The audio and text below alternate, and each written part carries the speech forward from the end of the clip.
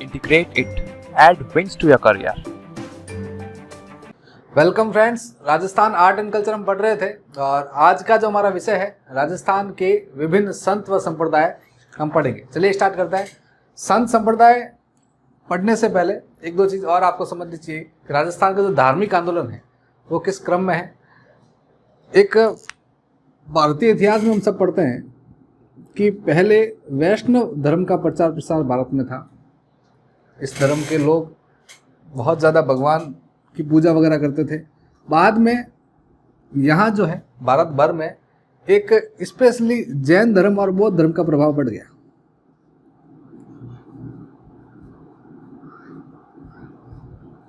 और ये जैन धर्म और बौद्ध धर्म का जब प्रभाव बढ़ जाता है तब इस वैष्णव धर्म का जो है वो प्रभाव बहुत ज़्यादा कम हो जाता है। तो वैष्णव धर्म के वापस प्रभाव को बढ़ाने के लिए एक धार्मिक आंदोलन शुरू किया गया था, जिसको हम, और उस आंदोलन के दौरान इस वैष्णव धर्म का पुनरुत्थान किया गया, वापस इसको रीडेवलप किया गया और यहाँ से इसके प्रचार प्रसार का कार्य किया गया। तो यहाँ जो है जैन धर्म बौद्ध धर्म के प्रभाव को कम करने के उद्देश्य से एक धार्मिक आंदोलन चलाया गया और उस आंदोलन में दो धर्मों को विशेष रूप से बल दिया गया, एक तो शैव धर्म और एक वैष्णव धर्म। वैष्णव धर्म में भगवान विष्णु और उसके अवतारों की पूजा जिस संप्रदाय में की जाती है उस धर्म को हम कहते हैं वैष्णव धर्म। विभिन्न अवतारों की पूजा की गई, भगवान विष्णु की पूजा, राम की पूजा, सारे के सारे जो है वैष्णव धर्म फैक्ट करते हैं। और ये जो पूरा क्रम है, इसी क्रम में विभिन्न संत हुए, विभिन्न संतों द्वारा विभिन्न संप्रदाय चलाए गए, वो सारे के सारे हम पढ़ने वाले हैं। शुरुआत करते हैं। सबसे पहले जो नाम आपको याद करना है रामानुजाचार्य, एक संत का नाम है और उनके द्वारा एक संप्रदाय बनाया गया। कौन सा संप्रदाय बनाया गया, क्या क्या फैक्ट है, इंपॉर्टेंट फैक्ट आपको याद करने हैं, आराम से याद कर पाएंगे आप। सबसे पहले शुरुआत के साथ नाम है रामानुजाचार्य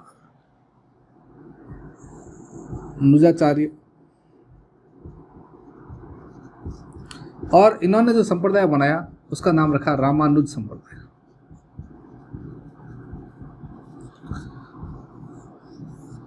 रामानुजाचार्य द्वारा बताए गए सिद्धांतों पर चलने वाले जो लोग रहे, आगे जाकर उन्होंने रामानुज संप्रदाय को अपनाया और प्रचार प्रसार का काम किया। इनका जो कार्य क्षेत्र था वो भारत का जो दक्षिणी भारत है, दक्षिणी भारत में इनका मुख्य कार्य क्षेत्र था। रामानुजाचार्य का जो कार्य क्षेत्र है, भारत का नक्शा हम देखते हैं तो इस दक्षिणी भारत में, दक्षिणी भारत का जो भाग है ये इनका कार्य क्षेत्र रहा मुख्य रूप से। और इन्होंने जो संप्रदाय बनाया, इस संप्रदाय का मूल उद्देश्य जो था वो ये था कि वैष्णव धर्म का प्रचार प्रसार करना,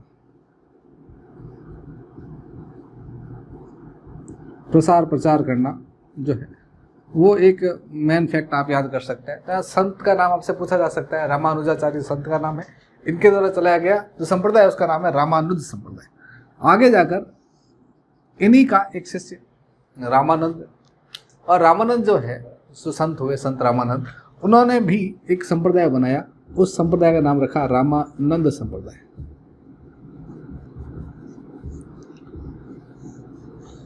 और रामानंद संप्रदाय के अंतर्गत वैष्णव धर्म का प्रचार प्रसार की बातें तो की गई, पर साथ ही साथ भगवान राम की पूजा को लेकर विशिष्ट बल दिया गया। और संत रामानंद का थोड़ा परिचय हम पढ़ते हैं तो संत रामानंद जो थे, इनके गुरु का जो नाम है वो था रामानुजाचार्य। हालांकि रामानुजाचार्य के गुरु का नाम भी आप याद कर सकते हैं। इनके गुरु का जो नाम था वो था यमुनाचार्य। और रामानंद संप्रदाय जो स्थापित किया गया था, इस रामानंद संप्रदाय के अंदर भगवान राम की पूजा को बल दिया गया और वैष्णव धर्म के प्रचार प्रसार को भी बल दिया गया।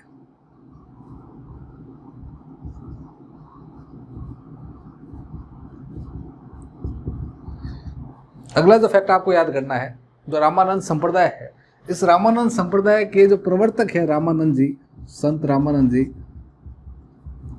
इन संत रामानंद की कुछ विशेषता है जो आपको अच्छे से याद कर लेनी चाहिए, जिनके प्रश्न बहुत बार पूछ लिया जाता है। स्टेटमेंट बेस्ड प्रश्न जो बनता है, कई बार जो स्टेटमेंट बेस्ड वाला जो प्रश्न बनता है वो इसी पैटर्न पर बनता है। आप अगर कुछ फैक्ट याद करते हैं, जैसे एक दो नाम मैं एग्जांपल ले रहा हूँ, यहाँ पर रामानुज संप्रदाय ने भी वैष्णव धर्म का प्रचार किया रामानंद संप्रदाय ने भी वैष्णव धर्म का प्रचार किया।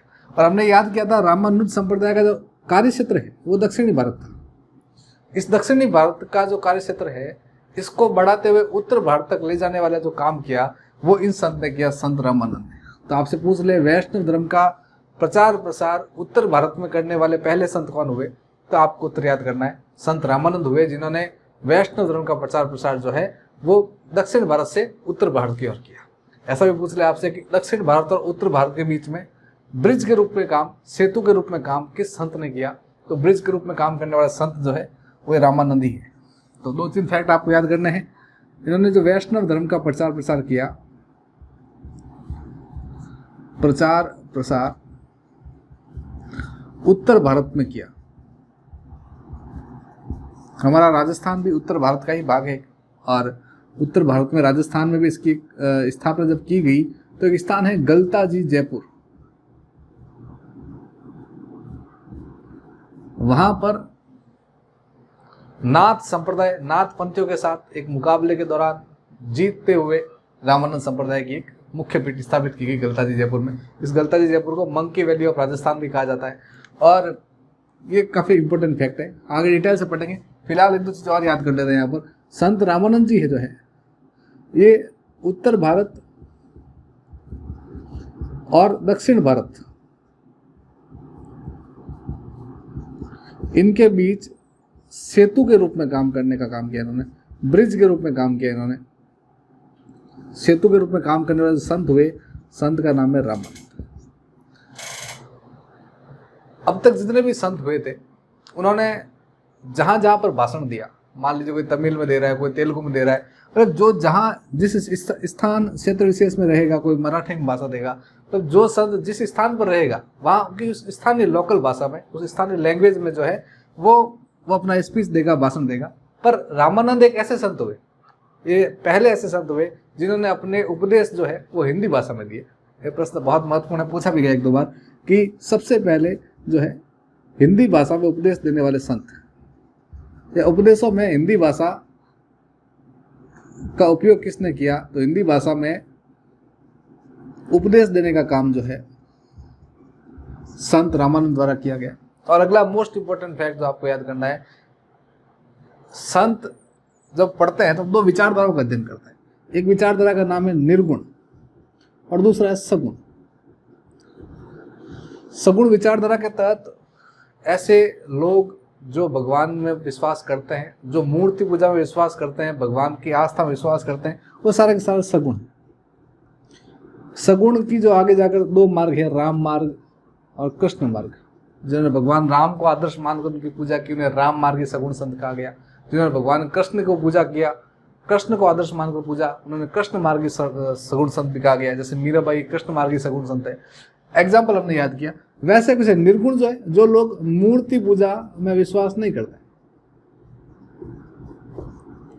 जब मूर्ति पूजा में विश्वास नहीं है अगर, तो ऐसे जो संत हुए वो निर्गुण संत हुए। तो 2 अलग अलग रास्ते, 2 अलग अलग विचारधाराएं हैं और 2 अलग अलग रास्ते जाने हुए इन दोनों रास्तों को जोड़ने का काम जो है संत रामानंद ने किया। मतलब रामानंद एक ऐसे संत हुए जिन्होंने निर्गुण और सगुण दोनों विचारधाराओं के शिष्यों को पढ़ाया। मतलब राजस्थान का भी बहुत सारे संत हुए जो इनके शिष्य थे। जैसे संत पीपा पढ़ते हैं, संत पीपा की छतरी गागरोन में हमने याद किया। तो संत पीपा जो है, संत पीपा के गुरु का नाम भी रामानंद है, यही गुरु रामानंद। तो रामानंद जो है 2 अलग अलग विचारधाराओं को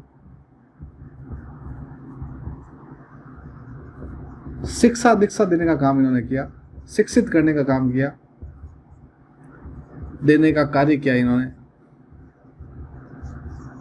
इसलिए काफी महत्वपूर्ण रहता है संत रामानंद का परिचय पढ़ना। और रामानंद के द्वारा जो चलाया गया संप्रदाय है वो संप्रदाय कहलाया रामानंद संप्रदाय। और राजस्थान में जब इसकी स्थापना की गई तो वो की गई थी गलताजी जयपुर में।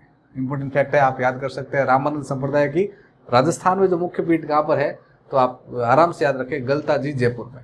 और गलताजी जयपुर में मुख्य पीठ स्थापित की गई थी, तो वहां इनका मुकाबला नाथ संप्रदाय से हुआ। और नाथ संप्रदाय के साथ इनका एक होता है शास्त्रार्थ, जो ज्ञान का युद्ध होता है, 2 संतों के बीच में, 2 ज्ञानियों के बीच में जो युद्ध हुआ, और वो युद्ध कहलाता है शास्त्रार्थ। और इस शास्त्रार्थ में जो विजेता बनेगा उस क्षेत्र विशेष पर उसका अधिकार हो जाएगा। और इस शास्त्रार्थ में जो है नाथ संप्रदाय की पराजय होती है और गलताजी जयपुर पे जो है रामानंद संप्रदाय की विजय होती है और यहाँ पर इसकी मुख्य पीठ स्थापित कर ली जाती है। तो रामानंद संप्रदाय की वर्तमान में राजस्थान में मुख्य पीठ कहाँ पर है, तो आप स्थान याद रखना, गलताजी जयपुर। रामानंद संप्रदाय में राम की पूजा हमने फैक्ट याद किया था, पर राम की पूजा के साथ साथ आगे जाकर एक और स्थान आप याद रखें, रेवासा सीकर।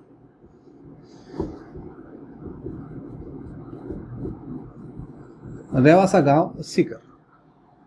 रेवासा सीकर के अंदर राम के साथ साथ सीता की युगल पूजा का भी एक नया प्रारंभ किया गया और एक नया संप्रदाय स्थापित किया गया था। इसी की एक ब्रांच हम कह सकते हैं कि रामानंद संप्रदाय का ही एक ब्रांच, एक शाखा खोली गई और उस शाखा का जो है नाम दिया गया सिया संप्रदाय।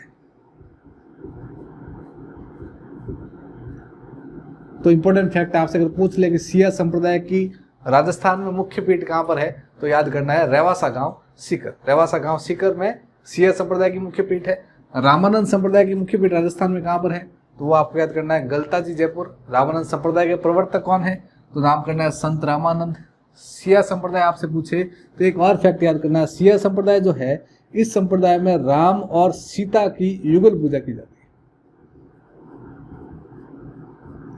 मोस्ट इंपोर्टेंट है, आपसे पूछ ले राम सीता की युगल पूजा किस संप्रदाय विशेष में की जाती है, तो आप आराम से याद कर पाएंगे सिया संप्रदाय में जो है राम सीता की युगल पूजा की जाती है। रेवासा सीकर में इसकी जो मुख्य पीठ भी है। इस सिया संप्रदाय के अन्य नाम भी मिलते हैं। इस सिया संप्रदाय को रहस्य संप्रदाय भी कहते हैं, एक नाम रहस्य संप्रदाय भी मिलता है, सिया संप्रदाय भी मिलता है, दोनों एक ही है, कंफ्यूज नहीं होना है।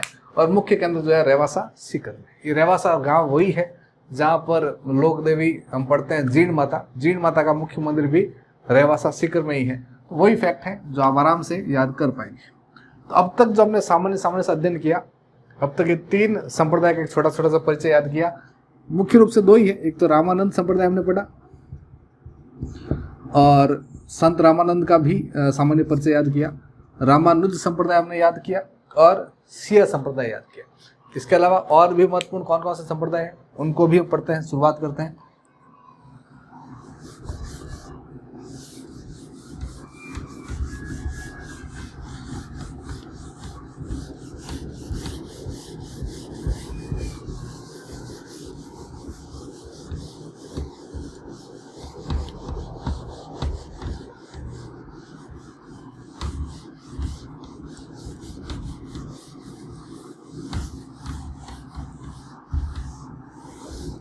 अब संत संप्रदाय के दौरान निर्गुण विचारधारा के संप्रदाय में एक महत्वपूर्ण संप्रदाय है, नाम हम याद करते हैं रामस्नेही संप्रदाय।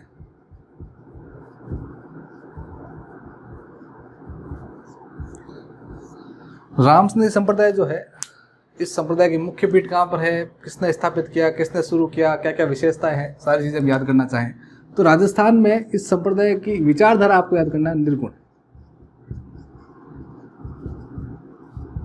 और इस संप्रदाय के जो प्रवर्तक है, जिन्होंने इस संप्रदाय शुरू किया, उनका नाम याद करना है संत रामचरण जी। हालांकि संत रामचरण जी जो मूलतः किस जिले के, तो टोंक के, याद रखना।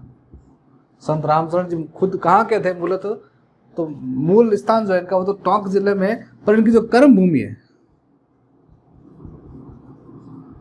वो शाहपुरा, और शाहपुरा जो है वहीं पर इस संप्रदाय की मुख्य पीठ भी स्थापित की गई है। संत रामचरण जी ने जो संप्रदाय बनाया वो रामस्नेही संप्रदाय कहते हैं।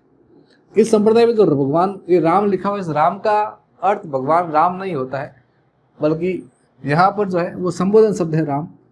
और इस संप्रदाय में सबसे बड़ी अधिक जो महत्व दिया जाता है, किसी भगवान वगैरह की पूजा नहीं की जाती इस संप्रदाय में।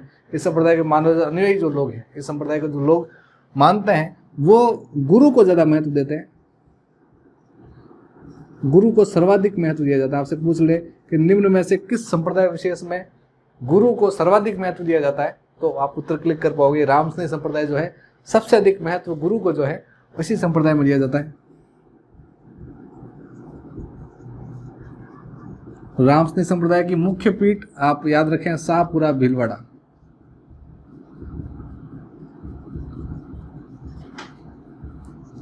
और रामचरण जी के जो उपदेश है, जो इन्होंने दिए वो जिस ग्रंथ में संग्रहित है उस ग्रंथ का नाम भी आप याद रखें। अर्णभ वाणी, उसको अर्णव वाणी भी मिलता है नाम एक। ये उपदेश संग्रह है जिस स्थान पर इकट्ठा होकर सारे लोग प्रार्थना करते हैं। हम कह सकते हैं कि रामस्नेह संप्रदाय का जो प्रार्थना स्थल है वो किस नाम से जाना जाता है, तो वहां आपको उत्तर याद रखना है। रामस्नेह संप्रदाय का प्रार्थना स्थल राम द्वारा कहलाता है।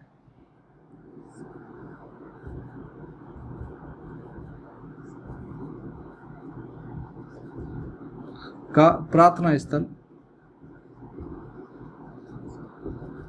वो राम द्वारा कहलाता है। और एक और फैक्ट आप याद रख सकते हैं कि रामस्नेह संप्रदाय का जो मेला लगेगा वो मेला बढ़ता है चैत्र कृष्ण एकम को, चैत्र महीने की कृष्ण पक्ष की एकम को मेला बढ़ेगा। और ये मेला जो है, इस मेले को बोलते हैं फूल डोल महोत्सव। ये सरल सा है। ये रामस्नेह संप्रदाय, इतना परिचय आप याद करते हैं तो एग्जाम के पॉइंट ऑफ व्यू से काफी महत्वपूर्ण चीजें सारी काफी कवर हो जाती है, आपके लिए पर्याप्त है इतना। तो रामस्नेह संप्रदाय मुख्य पीठ कहाँ पर है, प्रवर्तक कौन रहे, उपदेश का संग्रह क्या, किस नाम से जाना जाता है, मेला कहाँ लगता है, सारे फैक्ट हमने याद किए। इनके अलावा और महत्वपूर्ण संप्रदाय कौन कौन से हैं वो भी हम पढ़ लेते हैं। रामस्नेह संप्रदाय तो सरल है, आराम से आप याद कर पाएंगे कि इस संप्रदाय की विशेषता याद रखना था, निर्गुण है। ये सगुण ना होकर ये निर्गुण विचारधारा को मानता है, गुरु में ज्यादा विश्वास करता है, भगवान की जगह गुरु को ज्यादा महत्व दिया गया है इसके अंदर। अब इस संप्रदाय में अब तक जो हमने पढ़ लिए, रामानुज संप्रदाय,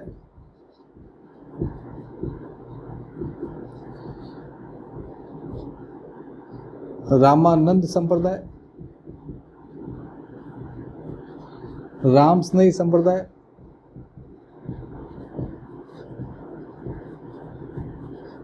और फोर्थ नंबर जो है वो आप याद रखें वल्लभ संप्रदाय, वो हम पढ़ने वाले हैं अभी। और इससे जुड़ा हुआ साथ साथ कंपेरेटिवली आप याद कर सकते हैं निम्बार्क संप्रदाय, ये भी इजी है। इसी के साथ साथ आप तुलनात्मक याद कर सकते हैं, एक वल्लभ संप्रदाय है, दूसरा निम्बार्क संप्रदाय। दोनों क्या है, किस तरह के प्रश्न बनते हैं एग्जाम में, याद रखिएगा। सबसे पहले पढ़ते हैं वल्लभ संप्रदाय।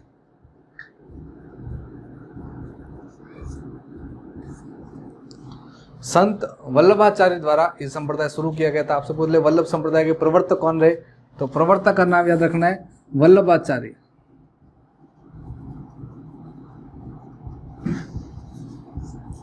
वल्लभ संप्रदाय की राजस्थान में मुख्य पीठ जो है वो नाथद्वारा राजसमंद के अंदर है।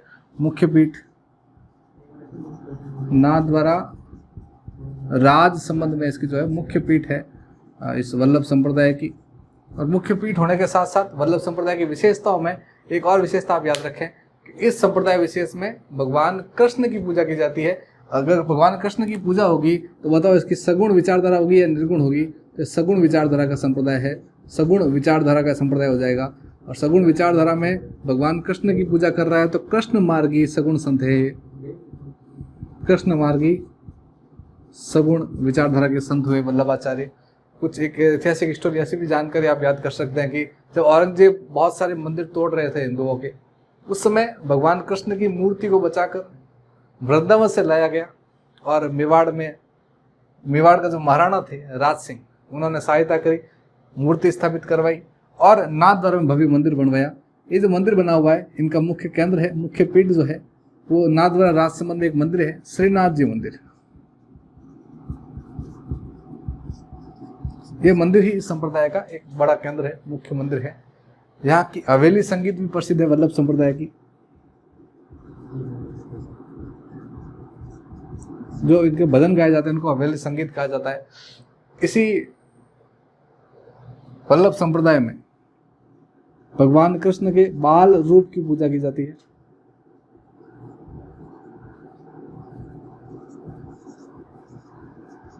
पूजा की जाती है। आपसे पूछे भगवान कृष्ण के बाल रूप की पूजा किस संप्रदाय विशेष में की जाती है, तो इस वल्लभ संप्रदाय के अंदर ही भगवान कृष्ण के बाल रूप की पूजा की जाती है। आप याद कर रखें।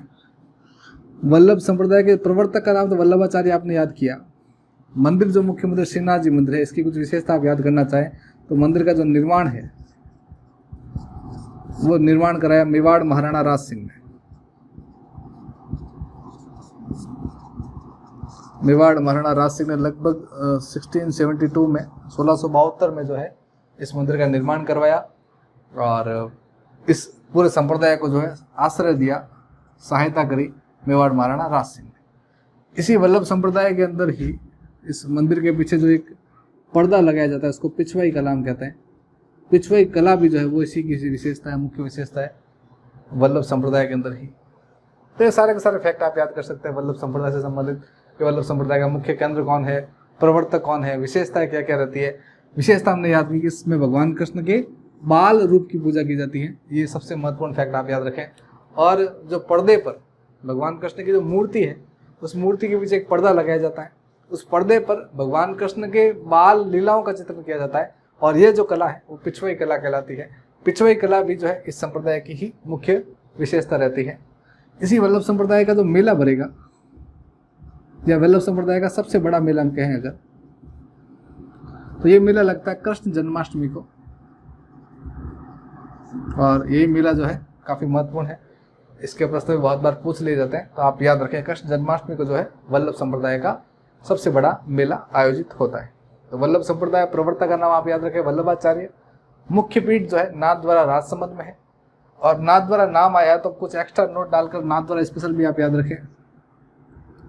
गुलाबी गणगौर पूछे आपसे तो नाथद्वारा याद रखना है आपको। गुलाबी गणगौर पूछ ले आपको उत्तर नाथद्वारा याद करना है। केले के पत्तों पर ये केले के पत्तों की सांझी करा पड़ता है आप हस्तकला में, वो भी पूछ ले तो आप उत्तर नाथद्वारा याद रखें। और श्रीनाथ जी का मंदिर पूछ ले तो ये भी नाथद्वारा में ही है। इतने सरल सरल से फैक्ट आप आराम से याद कर पाएंगे। ये था वल्लभ संप्रदाय का एक सामान्य सा परिचय। वल्लभ संप्रदाय पढ़ लेने के बाद अगला जो हमारा टारगेट है, अगला जो टॉपिक है हमारा वो निम्बार्क संप्रदाय, संत संप्रदाय का। ये भी निम्बार्क संप्रदाय भी एक महत्वपूर्ण संप्रदाय है, उसकी भी चर्चा करता है विस्तार से।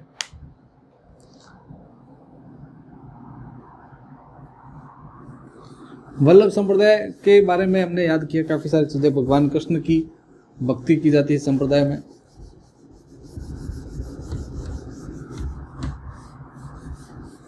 अब भगवान कृष्ण की भक्ति में जो राजस्थान के मुख्य संप्रदाय है उनमें एक नाम और आप याद कर लीजिए इसी के साथ, गौड़ीय संप्रदाय।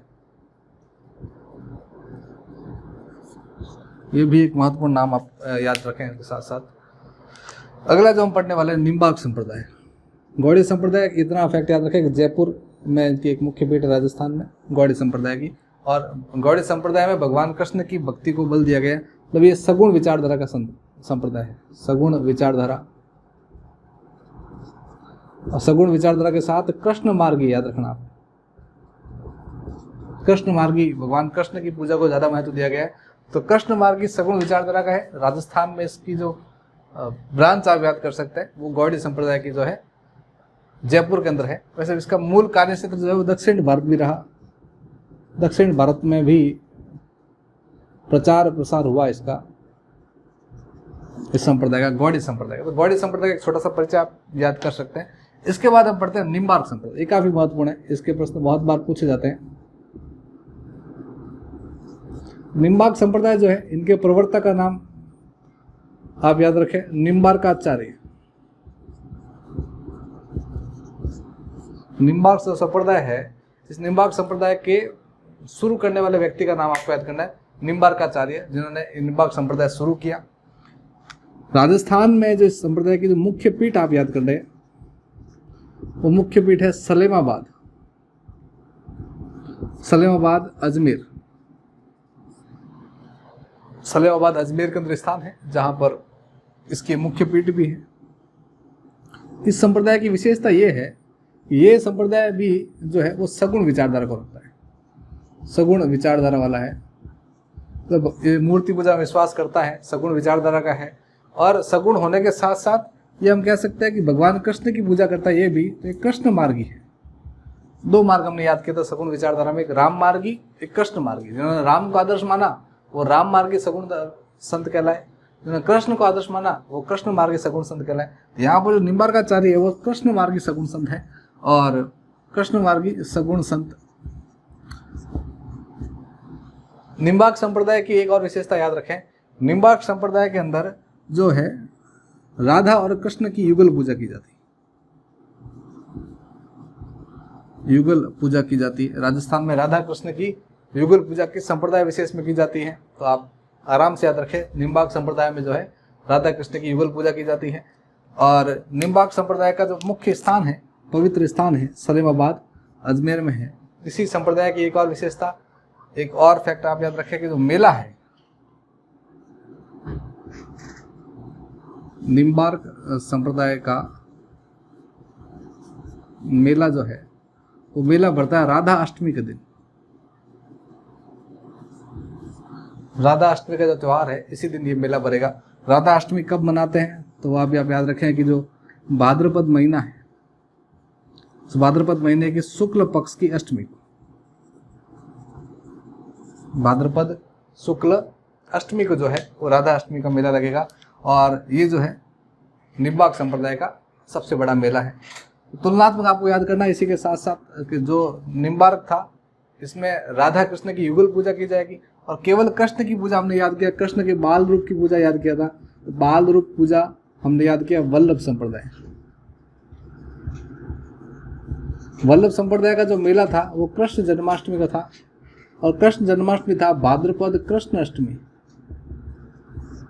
और इसी के जस्ट 15 दिन बाद में कृष्ण अष्टमी जो है भाद्रपद का, इस भाद्रपद कृष्ण अष्टमी के 15 दिन बाद में, जैसे 15 दिन पूरे हो जाएंगे और इन 15 दिन के बाद में अगला जो मेला लगेगा वो निम्बार्क संप्रदाय का मेला लगेगा, सलेमाबाद अजमेर में लगेगा। तो दोनों तुलनात्मक याद करना है आपको। कृष्ण जन्माष्टमी जो है वो भाद्रपद कृष्ण अष्टमी को है, राधा अष्टमी जो है वो भाद्रपद शुक्ल अष्टमी को। निम्बार्क संप्रदाय का जो मुख्य केंद्र है सलेमाबाद अजमेर में और वल्लभ संप्रदाय का मुख्य केंद्र नाथद्वारा राजसमंद में। ये अब तक जो हमने 6 संत संप्रदाय का एक सामान्य परिचय याद किया, जहाँ हमने रामानुज संप्रदाय भी पढ़ा, गौड़ीय संप्रदाय पढ़ा, निम्बार्क संप्रदाय पढ़ा, वल्लभ संप्रदाय पढ़ा, राम संदेह संप्रदाय पढ़ा, रामानंद संप्रदाय पढ़ा, रामानुज संप्रदाय पढ़ा।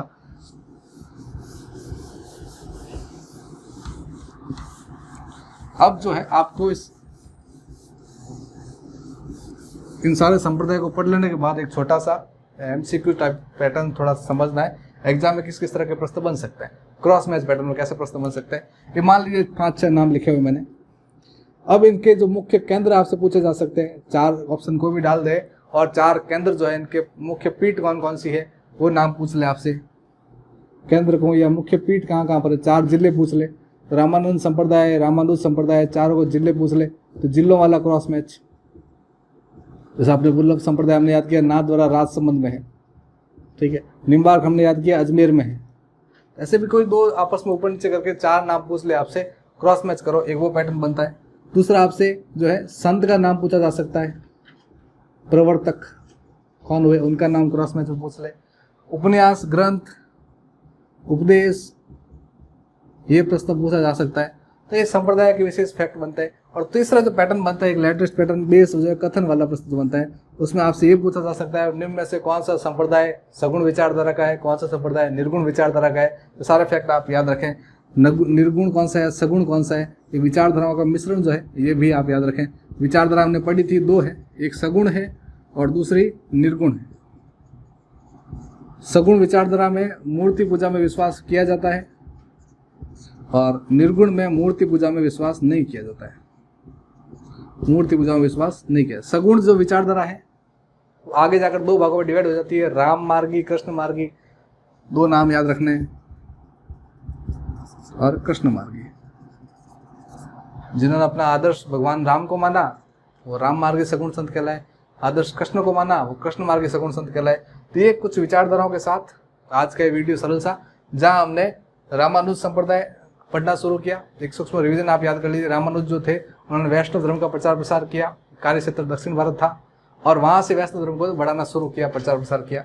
रामानंद ने क्या किया, जो दक्षिण भारत तक ही सीमित था वैष्णव धर्म, उसको प्रचार करते हुए उत्तर भारत की तरफ लाई है। उत्तर भारत में प्रचार प्रसार होने लग गया।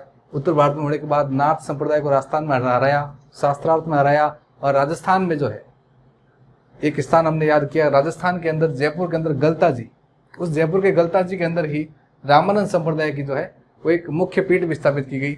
रामस्नेह संप्रदाय हमने याद किया कि निर्गुण विचारधारा का संप्रदाय था, रामचरण जी ने शुरू किया था, शाहपुरा भीलवाड़ा में मुख्य पीठ थी। फिर हमने याद किया वल्लभ संप्रदाय और निम्बार्क संप्रदाय, गौड़ी संप्रदाय, तीनों संप्रदाय भगवान कृष्ण की भक्ति के थे और कृष्ण की विचारधारा के साथ सगुण विचारधारा के संत हुए और इन्होंने भी अपना कार्य क्षेत्र बढ़ाया राजस्थान के अंदर। गौड़ी संप्रदाय जयपुर में था, निम्बार्क संप्रदाय अजमेर में था और वल्लभ संप्रदाय जो था नाथद्वारा राजसमंद में था। तो ये आज का वीडियो जहां संत संप्रदाय का एक बेसिक सा पार्ट 1 हमने याद किया। उम्मीद है वीडियो आप सबको पसंद आया होगा। वीडियो कैसा लगा अपने रिव्यूज कमेंट बॉक्स में जरूर लिखें। अच्छा लगा तो लाइक भी करें, शेयर भी करें, चैनल पर नए हैं तो सब्सक्राइब भी करें। मिलते हैं एक और नए वीडियो के साथ, तब तक के लिए धन्यवाद। Thank you for watching the video. Please like, share and subscribe the channel Integrated.